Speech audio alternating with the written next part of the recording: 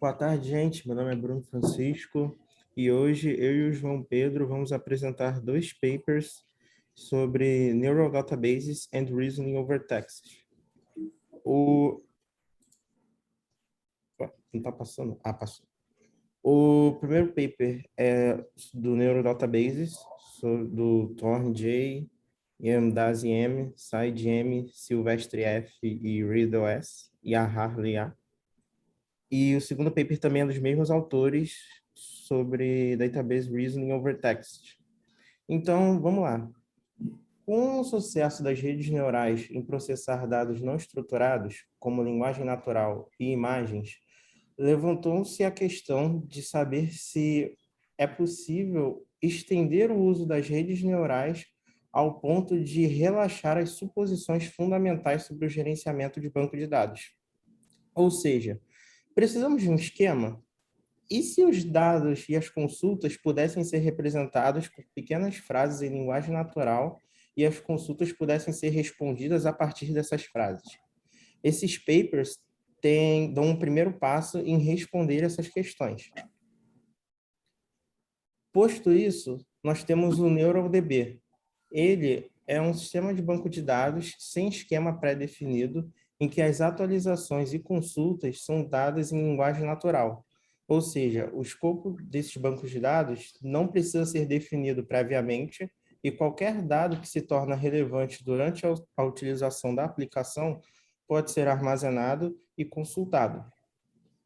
Logo, este banco não está preocupado em prover as garantias de um SGBD tradicional, no sentido de que as respostas retornadas por uma consulta satisfazerem precisamente a semântica binária da linguagem de consulta. E este banco é adequado para aplicações emergentes, onde o esquema dos dados não pode ser determinado previamente e os dados estão em uma ampla gama de padrões linguísticos. Aqui está um exemplo de como que o NeuralDB funcionaria. Você teria uma sequência de fatos e você poderia fazer uma consulta como Does Nicholas Pauls live in Washington, D.C.? E ele, através dos fatos, deve inferir que isso é verdade. Então, ele vê que o Nicholas mora em Washington, D.C. com a Cheryl é a esposa do Nicholas, então ele retornaria true para isso. E aí que seguem outros exemplos. Quem que é o marido da Cheryl? Aí ele analisaria os fatos e fala que é o Nicholas. E aí, sucessivamente. Então, as principais contribuições desse paper são mostrar que os modelos de Transformer podem ser adaptados para responder consultas simples em linguagem natural, propor uma arquitetura de banco de dados neurais que utilizam o poder dos transformers em seu núcleo, mas colocando outros componentes que lidem com problemas de escalabilidade e agregação, e fazer um estudo experimental dos diferentes componentes que descrevem esse NeuralDB. Detalhando melhor como que os dados funcionam dentro desse banco, nós temos que formalmente, os dados são um vetor de frases, cada um com uma estampa de tempo. O usuário, ele insere os dados no NeuralDB utilizando a linguagem natural e o NeuralDB permite atualizações, deleções e consultas sobre esses dados. Além disso, ele consegue identificar, através da linguagem natural, as diferenças entre consultas e atualizações, sem a necessidade de distinção por parte dos usuários. Só tem uma ressalva no caso da deleção, que ela deve ser explicitamente marcada e ela só se refere a um fato específico, a uma sentença em um fato específico. Porque lembra daquele exemplo que eu mostrei, que tinham vários fatos? Na hora de deletar, a gente só vai deletar um deles, e não um conjunto deles. Agora, falando um pouco sobre as consultas, formalmente, uma consulta Q sobre o banco de dados D produz um conjunto de respostas Q de D. As consultas são formuladas em linguagem natural, considerando apenas as consultas que são traduzidas do SQL que envolvam componentes de Select, Project e Join, o SPJ, seguidos de uma agregação. Então, dois exemplos de tipos de consultas que vão ser abordados pelo NeuralDB são a Lookup Query e a Join Query. A Lookup Query é uma consulta em que cada resposta vem de um único fato do banco de dados, e para ela existem uma ou múltiplas respostas. Já a Join Query requer a combinação de 2 ou mais fatos no banco de dados para produzir cada resposta. Até mesmo no exemplo, aqui, ó, Who's Sherry Husband? O Nicholas, que aí ele se baseou em apenas um fato, Sherry's Nicholas' spouse. E aqui não tem o exemplo de Joy, mas tudo bem. Agora eu vou comentar um pouco sobre como funcionou o treinamento do NeuroDB. Treinar o NeuroDB requer uma supervisão em forma de triplas D, Q e A, sendo D um conjunto de fatos, Q uma consulta e A resposta correta de Q sobre D. Os dados de treino foram gerados de maneira controlada utilizando os dados da Wikidata. E a Wikidata guarda as informações em triplas no formato SRO, em que R é uma relação entre o substantivo S e o objeto O.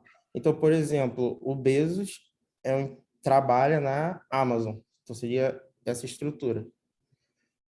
Para cada relação, múltiplos templates em linguagem natural são construídos, a fim de prover diferentes formas linguísticas de expressar o mesmo fato. Posto isso, os conjuntos de dados eles podem possuir fatos atômicos e fatos compostos. Os fatos atômicos eles são fatos simples, de uma frase só, como vistos previamente, e os compostos eles combinam mais de uma relação no mesmo sujeito. Como, por exemplo, o John, ele trabalha como um motorista, que é um objeto, em Londres, que é onde ele trabalha. E esse mesmo princípio é utilizado para fazer as consultas que requerem joins, combinando duas relações que são conectadas pela consulta. Contudo, para gerar consultas que requerem um raciocínio implícito da linguagem e testar o conhecimento capturado pela tarefa de modelagem, substitui-se o nome dos lugares por uma localização mais geral. O que eu quero dizer com isso? Dado que você tem um fato de que, por exemplo, o Bruno nasceu no Rio de Janeiro, a hora de fazer uma consulta sobre esse fato, a ideia não é especificar o Rio de Janeiro em si, e sim perguntar: o Bruno nasceu na Europa? O Bruno nasceu na Ásia? Aí o banco de dados NeuroDB deveria responder não, mas quando se perguntasse, o Bruno nasceu na América do Sul, ele deveria responder sim. Então, essa é a ideia de generalização. E agora, comentando um pouco sobre a implementação, nós temos um modelo de Transformer T5 que foi utilizado. Para prover uma entrada para esse transformer, os fatos relevantes do banco de dados são codificados por concatenação entre os dados e a consulta, e são separados por um token delimitador.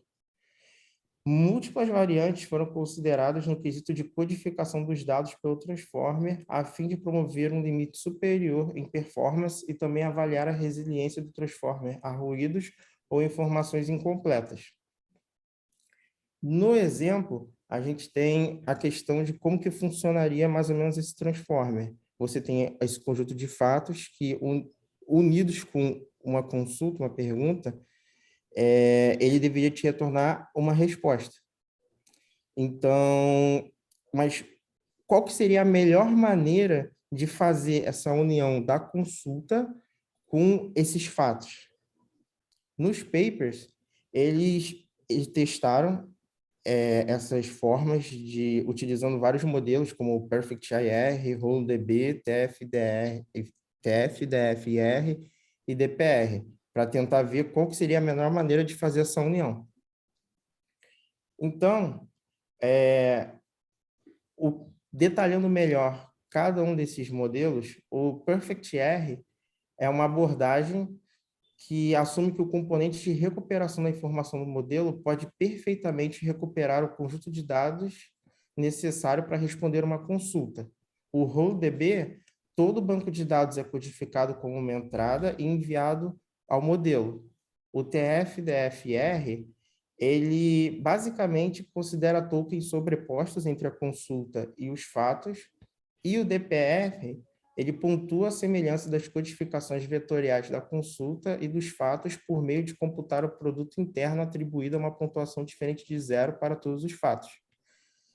E, analisando esse gráfico, a gente consegue perceber que, para consultas de lookup e join, esses modelos performaram muito bem. Só que quando a gente começa a ter consultas de agregação e aquelas que é necessário possuir uma resposta bem definida, como count, min, max, alguns modelos não chegaram a performar tão bem assim. Agora, eu vou passar a palavra para o João Pedro, para ele falar um pouco mais detalhadamente como que a arquitetura foi desenvolvida. Beleza, continuando então. Um dos pontos que o paper cita como crítico é a questão, na verdade, é crítico e ele se beneficia disso, né? O benefício é utilizar a arquitetura de transformers, né? A abordagem. E um ponto crítico é que é a questão de escalabilidade. Pelo que foi dito, devido à abordagem de self-attention do modelo de transformer, fica muito difícil você inundar ele de fatos e treinar. Ele vai levar muito tempo e, e não vai ter um resultado. Na verdade, o resultado que ele bota é até zerado, assim, é como se eles não conseguissem, com muitos fatos, utilizar a arquitetura que eles sugeriram. Então, na verdade, para resolver esse detalhe, né, que seria utilizar um modelo de transformer, eles optaram em quebrar os fatos em pedaços menores e rodar múltiplos transformers em paralelo, né? Então, meio que para tornar a operação escalável, e depois ele, nas etapas seguintes, ele vai meio que juntando, né, na etapa de seleção, projeção e join, e, e na seguinte, que pode ter ou não a de agregação, ele tenta unificar o resultado desses vários transformers que eles foram utilizando em paralelo. Então, isso que eles detectaram. Pela característica de self-attention que esses modelos possuem, quando você usa um volume de dados muito alto, isso acaba machucando o modelo. Então, a performance dele cai drasticamente. Então, eles optaram por essa questão de dividir para conquistar, digamos assim. Então, a partir dos operadores de seleção, projeção e join, né, e união, né, junção, eles conseguem unir, né, a arquitetura de redes neurais e separar as operações tradicionais em banco relacional. É isso que eles sugerem. Então, é meio que pegar o de melhor nas duas abordagens. A abordagem mais nova, que é supervisionada através de transformers, junto com a abordagem de operações em cima de conjuntos de dados, né, em cima de result sets. Pode passar, Bruno. Então, intuitivamente, para cada etapa de seleção, projeção e join, você pode montar uma pequena árvore. É isso que eles disseram no paper. Então, as folhas vão ser os fatos finais utilizados. Então, o modelo detecta um subconjunto de fatos a serem levados em consideração para responder a pergunta de entrada, e na etapa de SPJ, os fatos estão nas folhas e as operações em cima, os nós acima das folhas, são as operações que têm que ser feitas, ou de seleção, ou de projeção, ou de junção. O output dessa camada dá entrada ao que eles chamam de support set generator. Então, seria o gerador de conjunto suporte para embasar a resposta dada pelo modelo, né? De novo, eles podem fazer operações de join e outros tipos de agregação. E eles detalham um pouco mais. Então, se a query pode ser retornada por apenas uma sentença, a resposta é o próprio conjunto, né, de um fato. Se o operador requer vários fatos, esses fatos têm que ser, de alguma forma, juntados, né? Enfim, tem que ser realizada uma operação de join para depois ser feito um cálculo ou não em cima deles. E mais adiante, né, consultas que requerem agregação, né, contagem, min, max, qualquer outro exemplo, De novo, ele monta esse subset, faz as operações de junção se forem necessárias, e no final ele gera esses resultados intermediários que ele diz, e no final ele faz um cálculo em cima desse conjunto de múltiplos fatos. Pode passar. Boa. Então, agora uma visão geral assim, da arquitetura. Então, ele dá exemplo desses 3 fatos, né? John trabalha na Shell, Sarah é médica e Sarah é casada com John. E aí a pergunta que você pode observar que a query é em linguagem natural e a query é meio que espalhada pelas três camadas. Ela serve de entrada para o suporte set generator, para o Neural Select Project Join e para a operação de agregação. Então, meio que a entrada original é espalhada nas 3 camadas da arquitetura.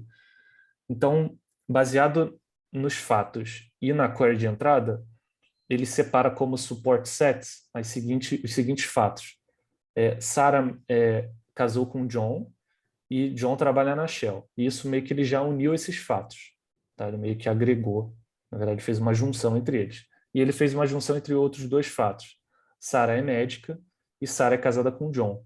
Então você vê que o fato pode repetir. Sarah casada com John está unido 2 vezes, né? Participa 2 vezes do supporting sets, uma com o referente a outra entidade John e a outra com a própria entidade Sarah, mas referente ao que ela faz, né? Com que ela trabalha.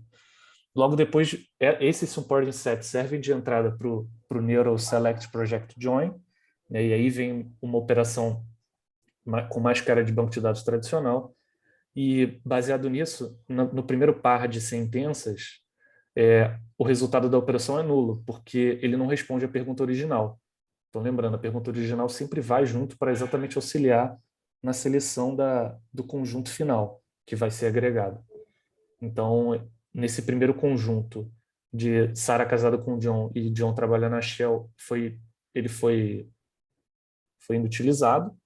Em compensação, o outro conjunto de dados, né? Sarah é médica e Sarah é casada com John, foi levado em consideração, porque aqui o word doctor bate com a query doctor, e de alguma forma ele inferiu que casamento, né? Married, tem relação é uma relação entre marido e esposa, né? Então ele pegou a palavra esposa e expandiu para a relação casamento. E aí ele derivou a entidade John dessa resposta, né? Já que ele quer quantas pessoas têm esposas que são médicas, né? Então ele responde John, só que como ele quer o how many, aí o how many entra na etapa de agregação. Então o módulo de agregação detecta que how many exige uma operação de contagem, ele vai e conta quantos result sets, né, foram entregues para ele como saída da Neural SPJ. Nesse caso foi um só. Pode passar.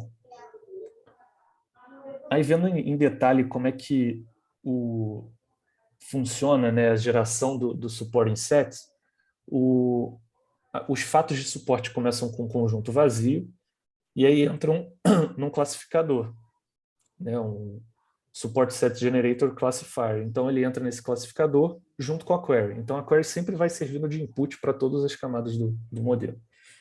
Então, ele entra com isso, e aí ele seleciona o fato. Sarah é médica. Então, ele meio que deu um peso maior para a palavra doctor e pegou um fato que possui essa keyword, né? Então, no step 2, agora o support set já preenchido com um dos fatos, entra de novo como input no classificador, junto com a query, e aí ele deriva um outro fato, né? Tipo, Sarah é casada com John. Então, ele agora usou como entrada o support set já preenchido com a entidade Sarah e juntou com married John, porque ele viu um link entre married e esposa, né? Então ele meio que vinculou casamento com esposa, e aí ele trouxe o outro fato que faz sentido. Aí a partir ele vai de novo, ele itera, né? Faz vai no step 2, né? Então vai, na verdade, uma terceira passada no algoritmo, como entrada com esses 2 supporting sets, né, com esses 2 fatos, entra no classificador com a pergunta e o classificador diz, interrompe, porque ele já se viu, tipo, ele entendeu que ele já recebeu, já tem como resposta os fatos suficientes para a pergunta de entrada. Pode passar, Bruno. Então, meio que um apanhado, assim, quais são o que a proposta de NeuroDB conseguiu, né, entregar, né?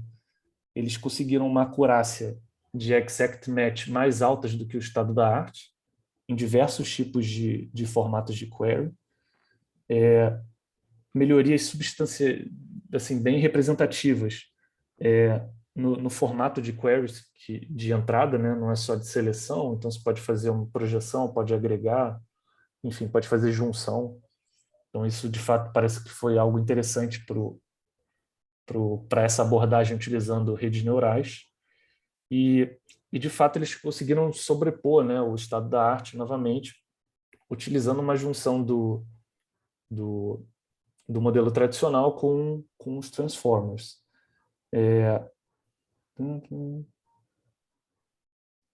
Pode passar, Bruno. Bom, então aí alguns gráficos de, de saída que eles mostraram. Eu não sei, a imagem está um pouquinho cortada no final para todo mundo? Tá, né? Pronto.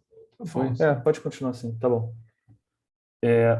Então, ele dá para ver que o percentual de exact match baseado no número de dados de treino, ele se manteve e separado por cada operação, né? Então, o perfect IR, né, que seria tipo a entrada do treino, é como se fosse o conjunto de fatos. Quando o modelo é treinado com um conjunto de fatos necessário para responder aquela pergunta, ele performa muito bem. Quando você adiciona fatos irrelevantes para o modelo, ele cai um pouquinho de performance, mas ainda continua muito bom. No segundo paper tem uns dados um pouco mais detalhados disso. Pode passar. Aí é outro exemplo, e esse é um exemplo que chama atenção, porque eles pegam um modelo já pré-treinado, né? um transformer já pré-treinado, e eles viram que aquela questão de se você inserir um número de fatos muito elevado no transformer, a acurácia dele acaba caindo. Então você vê que nos demais benchmarks, né, que são as linhas azul, cinza e lilás, que não usa aquela adaptação do banco de dados relacional, que seria a questão do SPJ, né, do Select Project Join, a performance cai muito conforme você vai aumentando o número de fatos. Já a abordagem do NeuroDB, ele meio que se mantém na casa dos 80% de acurácia, né, acima da casa dos 80%. Mas assim, eu ainda acho um número muito baixo de fatos, assim, né? Existem datasets, por exemplo, em RDF, né, que seria uma estrutura parecida, né, sujeito, predicado, objeto, que tem um número de fatos muito mais elevado, né? E pelo que eles mediram com um treinamento entre 25 e 1.000 fatos. Mas, ao mesmo tempo, é uma outra situação. Na verdade, o que eles quiseram mostrar é que a abordagem de Transformers, você não precisa utilizar o dataset inteiro para treinamento. Então, se você conseguir escolher amostrar o dataset num volume pequeno, mas que contenha bastante diversidade, treinando ele com essa rede neural, o modelo consegue se adaptar e responder as perguntas. Pode passar. Bom, então, pontos finais assim de relevância desses dois papers, né? Na verdade, desse estudo do Facebook referente a NeuroDB. Então, ambos os papers, aliás, são bem parecidos, né? A gente acabou fazendo uma dinâmica que o Bruno leu um dos papers, o de 2020, eu li o de 2021. Quando a gente bateu, era assim, 80% do paper era bem semelhante, então falavam das mesmas coisas. Então, de fato, foi um trabalho incremental que eles publicaram como segundo, né? Então, eles tiveram essa proposta nova de uma nova arquitetura para execução para sistemas de banco de dados e permitir a parte de raciocínio em cima do texto. Eles também entregam, né, um novo dataset a ser utilizado para comparar com ele. Então, acho que é o WikiNLDB, Natural Language Database, baseado na Wikipedia. A solução de respostas para cada expressão, né, de dado em forma natural, de linguagem natural, não precisa de um esquema enrijecido, então isso eles focam muito no paper de ser uma grande mudança comparado com os bancos de dados tradicionais, essa questão de flexibilização do esquema. Então, o que eles veem é que para dar o próximo passo rumo a pesquisas mais interessantes e mais genéricas em banco de dados, enfim, na verdade, em grandes datasets, essa questão de você não precisar do esquema.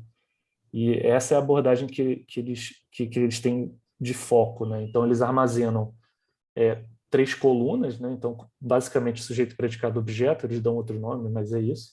Sujeito, predicado, objeto, para os de treinamento, eles usam os 3 e o gabarito, né? Que seria o label.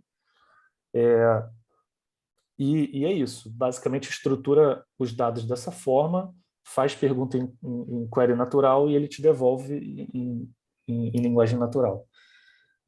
O design do NeuroDB, né, arquitetura, foi pensada exatamente para utilizar mais os pontos fortes dos transformers e, de fato, minimizar os problemas dele, como a questão de escalabilidade.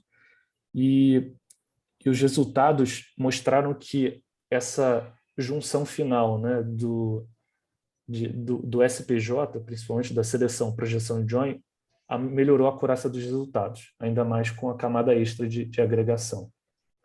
Pode passar. Então, o ponto assim, principal é isso, combinando técnicas mais avançadas de machine learning com as tecnologias tradicionais de banco de dados, o NeuroDB tenta fazer a ponte para meio que sobrepor esse gap existente entre as áreas de banco de dados e NLP. Então, ele tenta juntar esses 2 mundos de uma maneira mais simples e pegar o de melhor que eles encontraram nessas 2 áreas. O ponto que eles se baseiam é que existe muito mais dados, né, muito mais informação fora dos bancos de dados tradicionais. Então, acho que essa é a ideia, tentar utilizar o mar de informação, como, por exemplo, na web, no Wikipedia, ou em redes sociais, ou dados abertos de governos, tentar usar esse mar de informação que é semi-estruturada e você conseguir jogar, separar em fatos e treinar um modelo e passar a usá-los para responder perguntas em linguagem natural. E pelo que a gente viu durante nas últimas semanas, né, parece que está existindo uma corrida por essa busca multimodal. Então, grandes empresas como Facebook e Google estão tentando abordagens diferentes para resolver esse tipo de problema, né? O que seria uma multimodal. Então, você conseguir pesquisar por imagem, por trecho de música, por texto estruturado, não estruturado. Então, meio que você unificar essa massa de dados e você pesquisar utilizando linguagem natural. Meio que simples assim. E isso simples para o usuário, né? Para elaborar tudo isso é uma tarefa bastante desafiadora, como o paper tenta demonstrar também. Pode passar. E só adicionei mais alguns exemplos que tem de appendix no segundo paper, né, de 2021, na parte de reasoning, e alguns exemplos de perguntas focadas com agregação, e sem agregação e com agregação. Então, o primeiro, ele quer quem estudou, né, na Universidade de Minnesota. Pode aumentar um pouquinho, Bruno. Valeu. Quem estudou na Universidade de Minnesota. E aí ele separa os supporting facts que ele encontrou, baseado nas N entradas em linguagem natural, e ele retorna essas 4 entidades.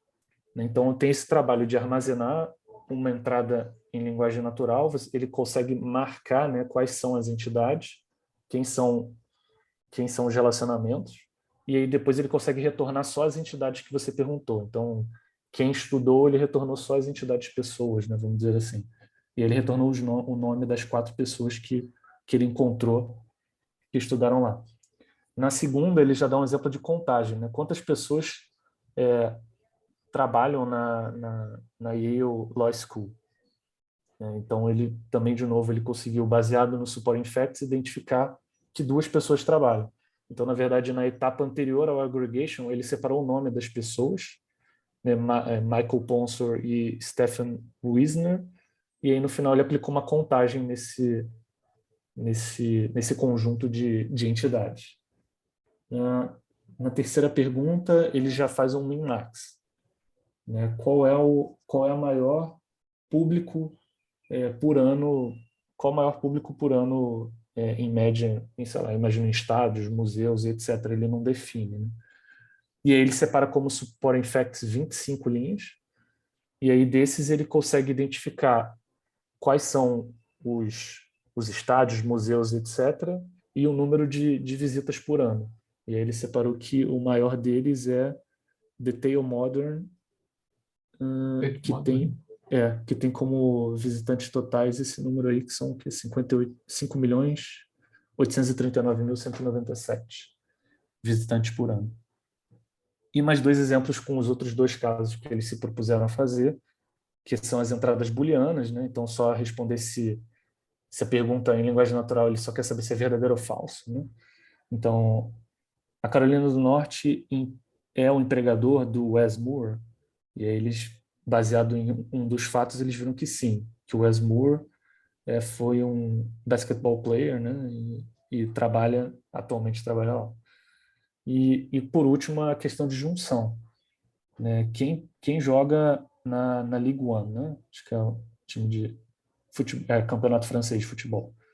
E aí ele separou baseado, né, nessa pergunta. É engraçado que parece que ele não fez o join. Ah, não fez, está separado por vírgula, né?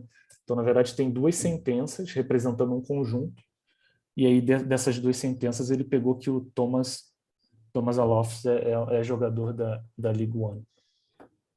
Acho que é isso. Nesse primeiro estudo que a gente fez foi isso.